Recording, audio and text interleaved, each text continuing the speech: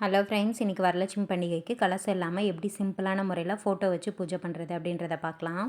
எல்லார் வீட்லேயுமே கண்டிப்பாக லக்ஷ்மி ஃபோட்டோ இருக்கும். என்ன ஃபோட்டோ இருக்கோ அதை நம்ம எடுத்துக்கலாம். எடுத்து சுத்தம் பண்ணிவிட்டு மஞ்சள் குங்குமம் வச்சுட்டேன். வரலட்சுமி பூஜையில் மெயின் வந்து தாலி சரடு தான். அம்மாவுக்கு வந்து தாலி சரடு போட்டாச்சு. அடுத்தது வந்துட்டு பூ வச்சு அலங்காரம் பண்ணிடலாம். வாசனையான பூக்கள் வந்து மகாலட்சுமிக்கு ரொம்ப பிடிக்கும்னு சொல்லுவாங்க. நம்மக்கிட்ட என்ன பூ இருக்கோ அதை வச்சுக்கலாம். வீட்டுக்கு வர பெண்களுக்கு எப்படி நம்ம தாம்பூலம் கொடுக்குறோமோ அதே மாதிரி மகாலட்சுமிக்கு தாம்பூலம் ஃபஸ்ட்டு எடுத்து வச்சிடணும்.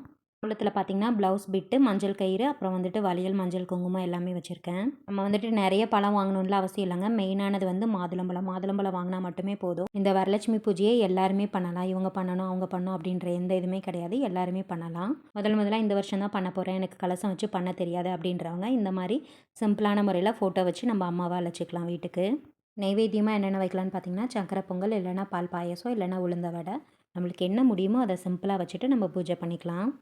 நீங்கள் தாம்பூலம் கொடுக்குறதா இருந்தால் காலையில் வந்துட்டு இந்த மாதிரி சிம்பிளாக பூஜையை முடிச்சுட்டு ஈவினிங்காக வீட்டுக்கு பெண்களை கூப்பிட்டு நம்ம தாம்பூலத்தை கொடுத்துக்கலாம். முதல் பூஜையே பார்த்தீங்கன்னா விநாயகருக்கு தான். விநாயகருக்கு மஞ்சள் குங்குமம் வச்சுட்டு பூ வச்சு அலங்காரம் பண்ணி ஃபஸ்ட்டு பூஜையை அவருக்கு போட்டுட்டு தான் அம்மாவுக்கு பூஜை பண்ணணும். விநாயகர் சிலை இல்லைனாலும் மஞ்சள் பிள்ளையார் பிடிச்சி வச்சு அவருக்கு பூஜை பண்ணிக்கலாம்.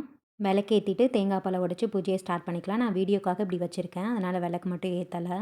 வரலட்சுமி பூஜை வந்து இந்த மாதிரி சிம்பிளான முறையில் எல்லாருமே பண்ணலாம்.